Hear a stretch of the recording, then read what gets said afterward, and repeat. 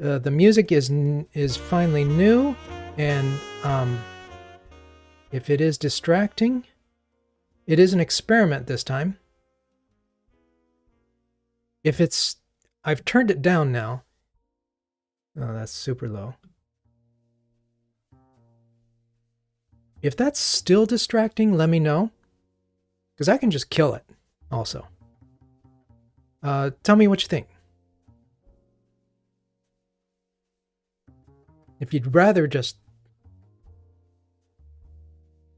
Yeah, if you'd rather, like, if it's just like, nope, I thought it would be a little more interesting for folks, especially as I sit here going, and thinking a lot.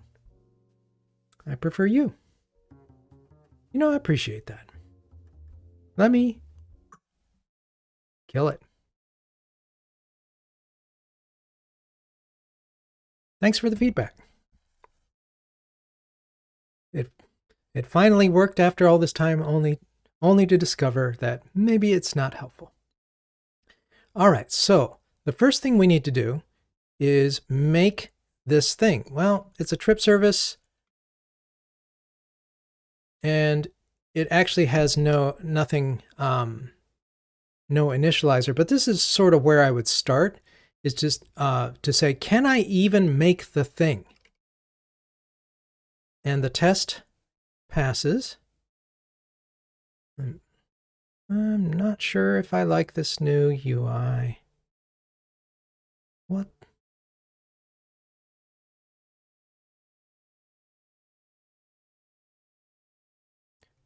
So test user not logged in.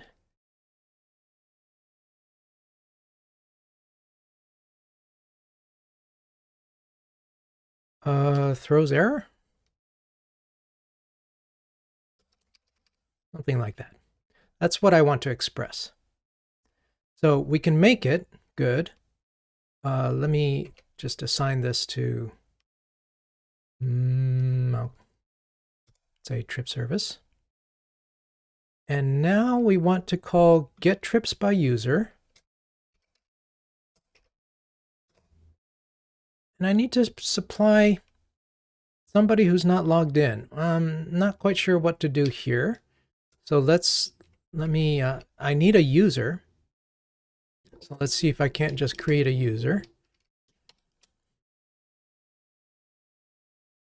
Does it freak out if I make a user?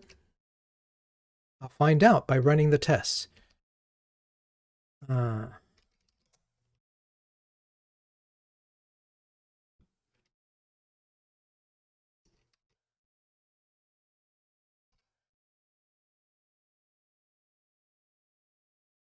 Why is it angry? Oh, okay. Let's say try to get the trips by the user. Hello, Alex. What are my thoughts about JetBrains killing AppCode? Tears. Great tears. I'm writing a blog post about it, but basically I have to keep using it as long as I possibly can.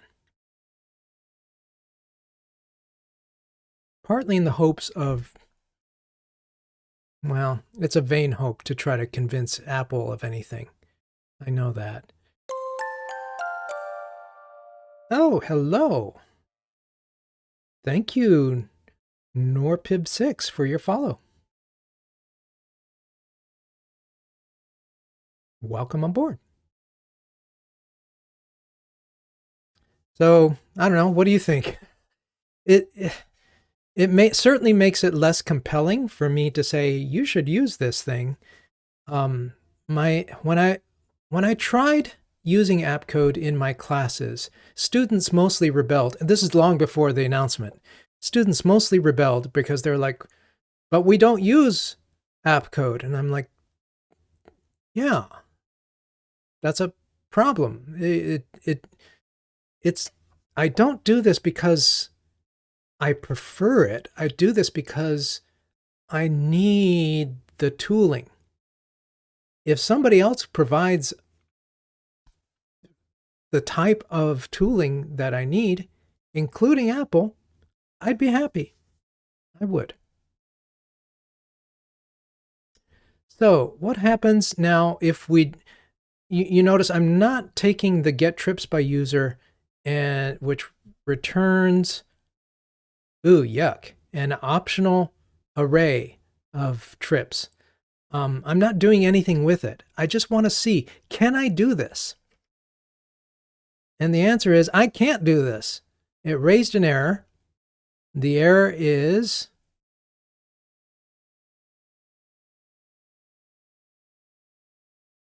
error has a typo. Dependent class call during unit test.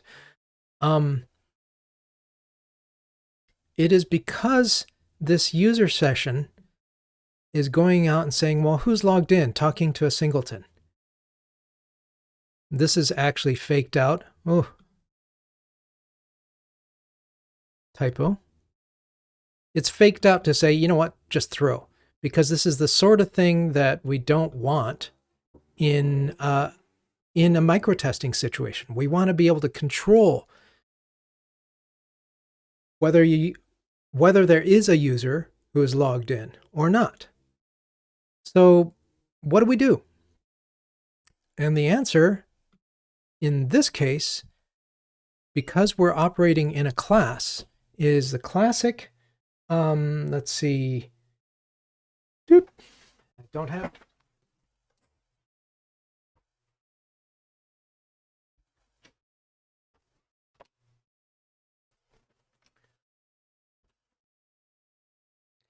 old book, still great book, working effectively with legacy code.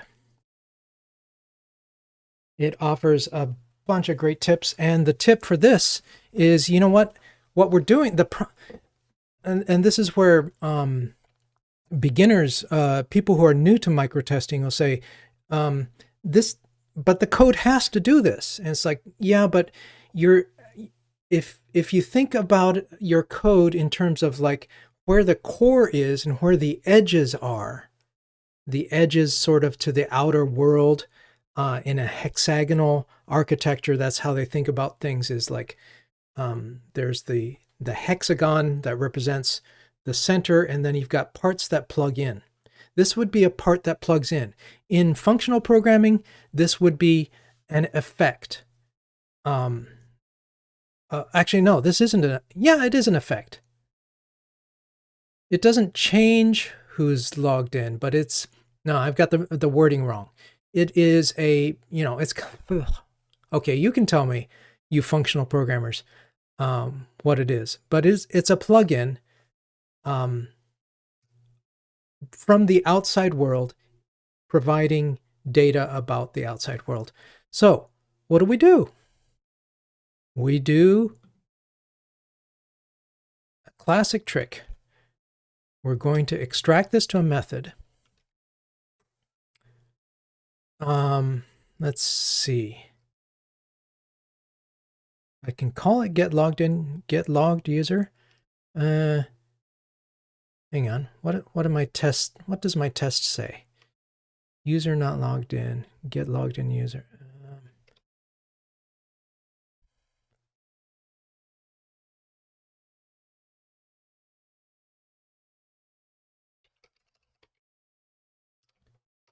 Current user. How about that? Let's do current user. Right, so this is an automated refactoring. So one of the rules about refactoring is don't change stuff unless it's under test. The problem is we can't bring this under test unless we change stuff. That is really the heart of working effectively with legacy code. That's that problem. And the solutions it offers are things like extract it to a method, extract it to a function. In this case, I can do this and use a trick because it's a class. I'll show you what my trick is. So here it is down here. It is private, let me take off the private so that I can override it. Because my trick is to say, I want a testable trip service that inherits from trip service, but it's going to override current user. This is kind of hard to see going back and forth. Oh well. That's what I get for making it nice and big so that people can watch on little devices. So what do we want here? Well, I could just say there is no user. Yeah. The current user is nobody. That's so now instead of calling instantiating trip service, I want to instantiate my testable trip service. Now this should no longer get that exception.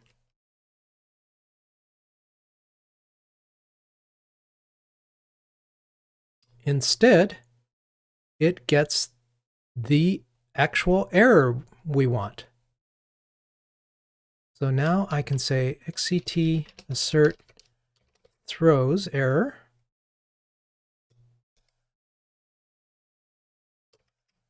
Like that.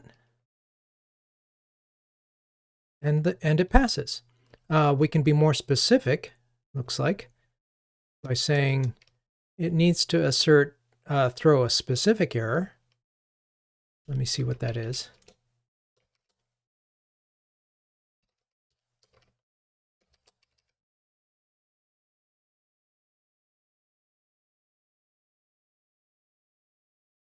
So it gets the error as the second argument. I don't use xct assert throws error very much, as you can tell. But it looks like this is a closure that takes the error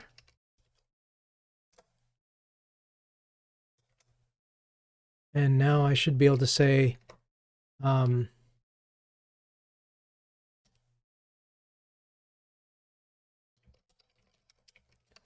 that the error is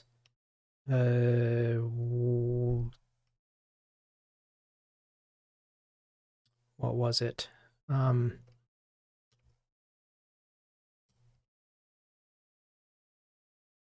don't remember, so I'll have it tell me.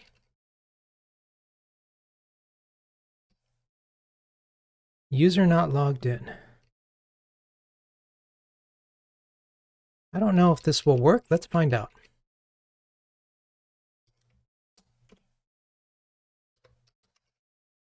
Which error is this? Trips service error type.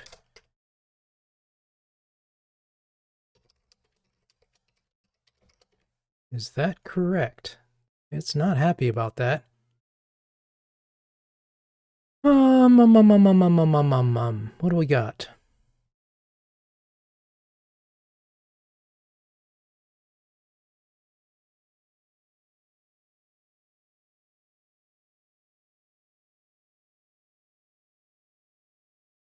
Anyone know how to do this?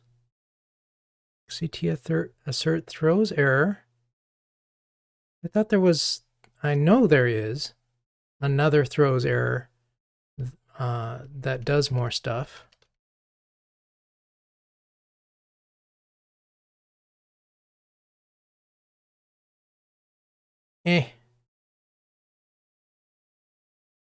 Hello.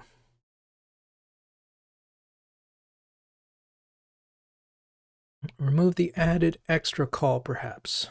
Perhaps so. Let me do the let me call success first and say, don't get all fancy, John. If it's working, it's working. Now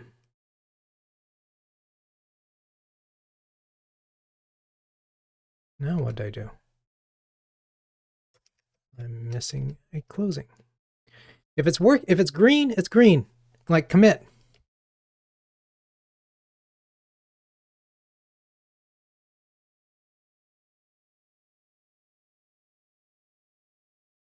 Oh, I never committed that. Oops. All right, so this is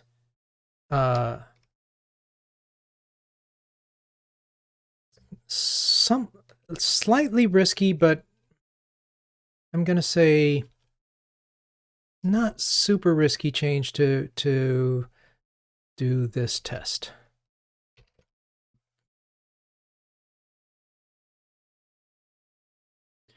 All right, so that's progress.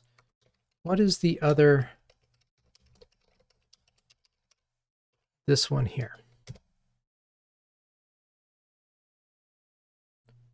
Oh, looks like it's a parameter. All right, let me try this. Well, B2, I've recently got my first job as a front-end mobile dev. Awesome. Thank you for sharing that. Everyone, give him a cheer. Actually, is there a special, aren't there? Oh, I can't cheer in my own channel. Here, change that. That's awesome. I hope you enjoy the journey.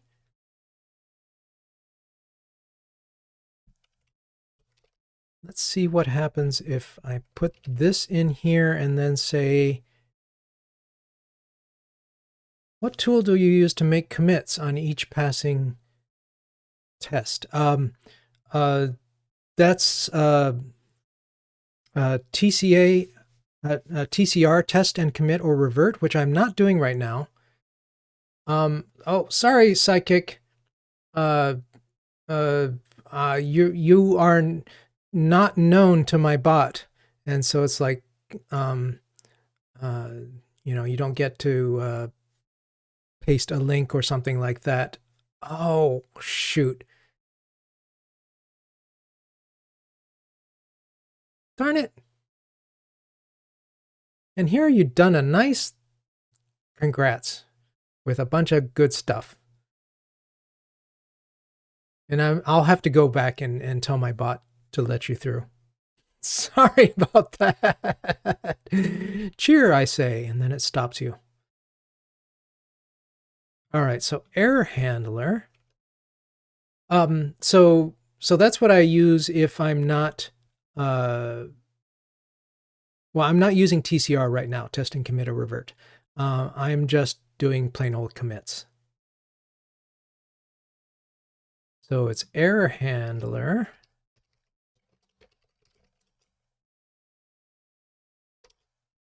Hopefully, no?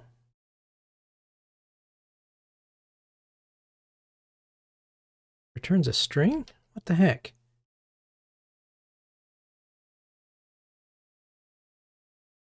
Going to be doing React Native, but I want to move into native dev. Right now, I'm probably going for Kotlin. If I could get a Mac, I'd go for Swift. You know what?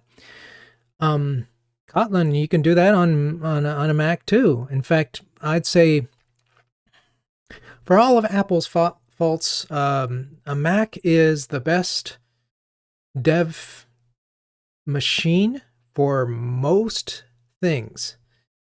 It wants to test the error message as a string. So even once you get a Mac, you can do Swift. Even outside of having a Mac, you can learn Swift. Oh, expense. Yeah, there is that. There is that. Super expensive, especially in M1. But if you want to learn Swift, you can do that on just Swift alone, not iOS or macOS. You can do that on your machine. But you know, in my my rage against the death of AppCode, I think, gosh, I wish I could write Kotlin for iOS. And you can if you use Kotlin multi something. They have an iOS tool. Gosh, I hope they continue to support it. Oh, that's the scary part, of course. You don't want to jump on a platform that, like, will it stick around? If nobody's using it, especially? All right. I'm still bugged by this. Error goes to void.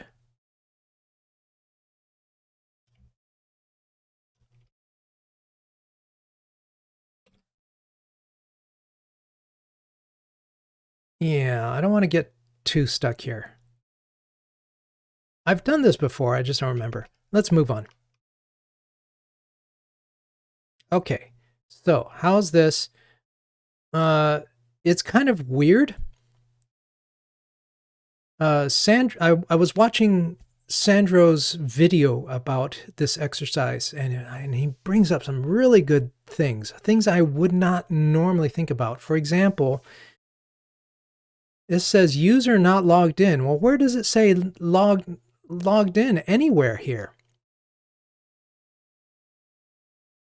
It doesn't. It's sort of buried in here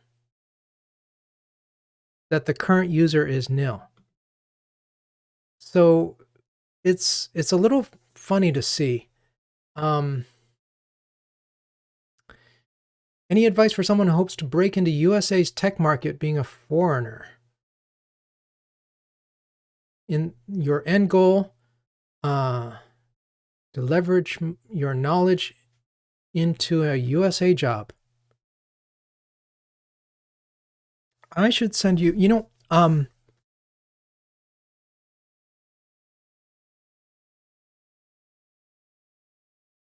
Joel, can you send me a direct message, because I want to look up a story for you of a friend of mine from Brazil who made that his goal. Like, his goal was to be, I want to get into tech in the US.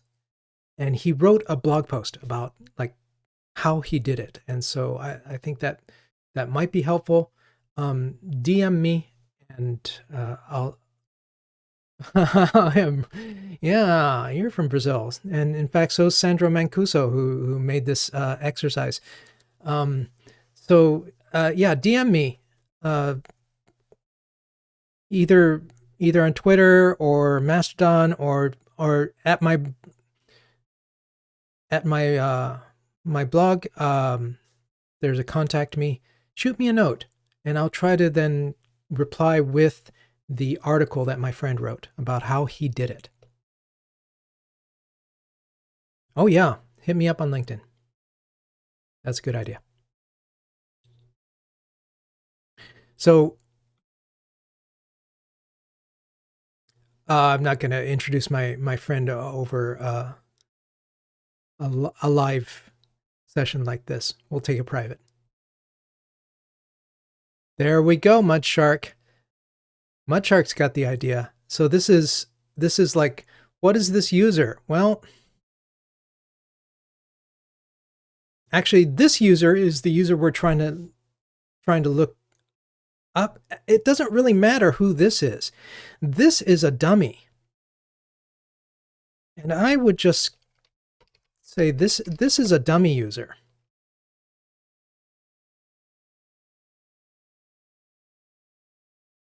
Yeah, DM me. We'll take this private. This is a dummy user. Its value doesn't actually matter. And so I think it's better to call it out and say, as dummy, to show this doesn't matter. This is the current user. And so what I want to do is say, essentially have this return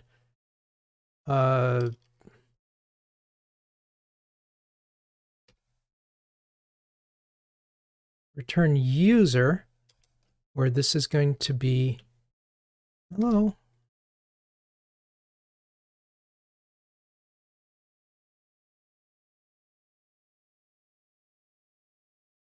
I am not getting the what I want.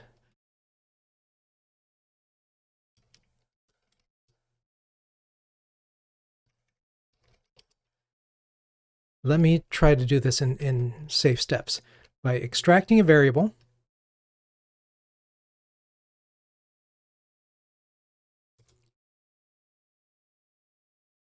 And moving this up. Don't need that return. Let's make this a bar so that we can change it. And essentially what I want to be very explicit about is that the user is nil. I mean, it already comes like that, but that's where the logged in user is. Maybe that's not a good name. Maybe it should be logged in user, something like that. There we go. Now we can see we're making the trip service. We're pretending that the logged in user, we're setting it explicitly to nil. This is just a dummy user, and this should still pass.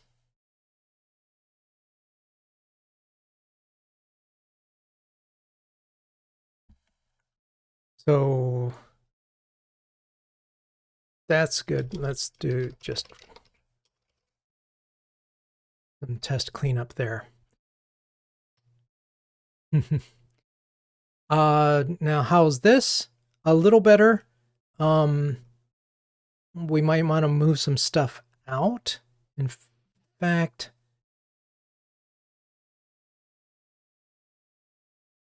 because I don't care how dummy user is created.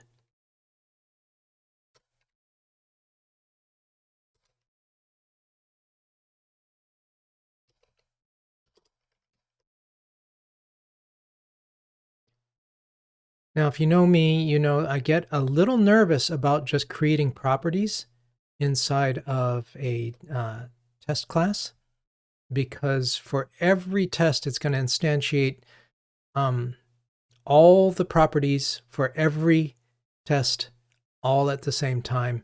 Not a problem for something this lightweight, and maybe we'll come back to that. Dummy user. Okay, so that's pretty good. I'll come back to this.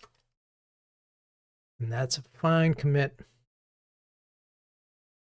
What's next? I need to wrap up pretty soon because we are nearly at the hour. And I'm going to a show with my wife.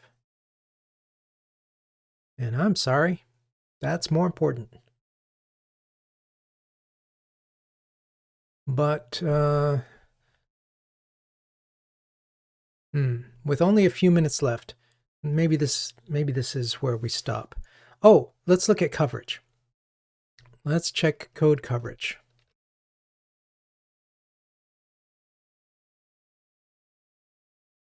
Let's hide that. All right, so coverage, and Sandro is careful to point this out, coverage is not really a useful tool most of the time, but it is for legacy code. You want to see where have we gotten, and we predict that this will be green down here. This here is covered. At least we went through here.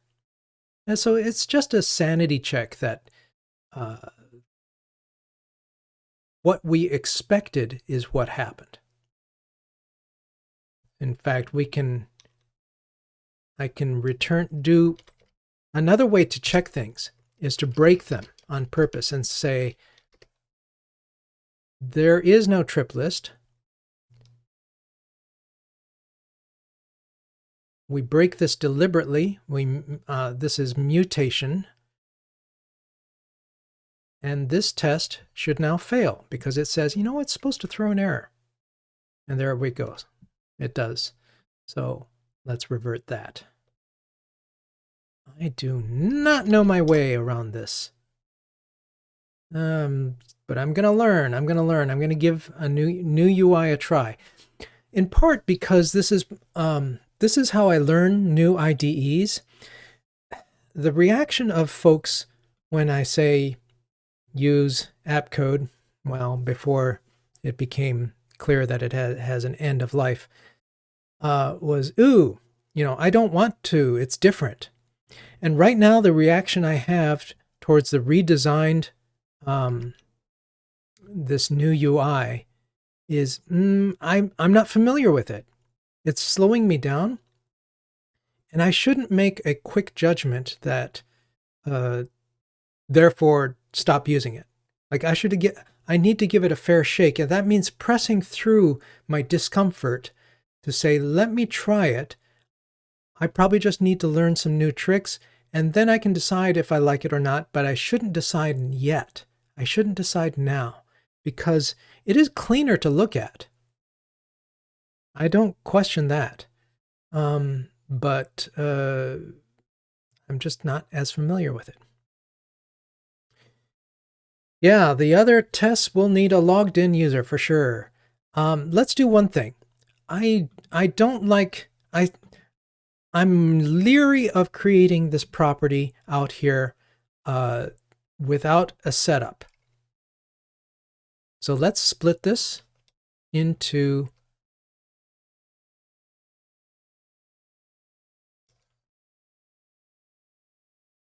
add explicit type. That's good. We'll make the explicit type bang. And let's add setup. I take, can't I split it?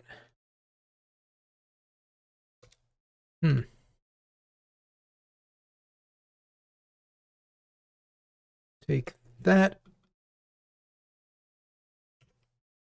and say make a user, make a fresh user for it. And because we set it up, let's tear it down so that it goes away.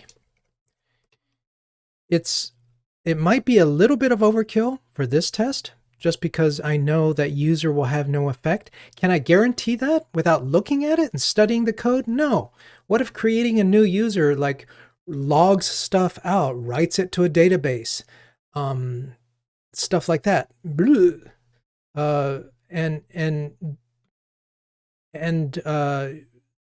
What if there's somehow, like the one of the big things I want to avoid is any test bleed where one test, the effects of one test affect a different test. We really want tests in isolation. So this helps with that, to say, set things up, tear them down, use implicitly unwrapped optionals so that you guarantee that it's there, but it can be nil. It's not nil because we set it up. It's only nil when we tear it down. With that, I'm going to commit, and we'll come back to this. This is kind of fun. I'm going to extract fixture. So here we are, start of a new year, start of a new, kind of a new series in a way, but really it's like, okay, I started legacy code last time by looking at the Gilded Rose. If you haven't seen the Gilded Rose set, it's all on YouTube. Twitch doesn't save old things beyond like a week. So those are long gone on Twitch, but I have them all on YouTube. So come check them out. There's my YouTube handle. Easy to remember. All right. Take care. If you enjoy this on Twitch, thanks for coming by. Thanks Psychic for the subscribe and for tweeting about it. Really appreciate it. If you like this, give it, a whatever, a thumb up, a like, a follow, a ring the bell, a da da da da da da da. You know what to do. And will I be here next week? Probably. I think so.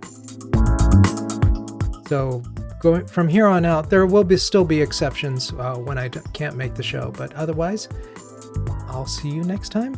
And hopefully that means next week. Take care.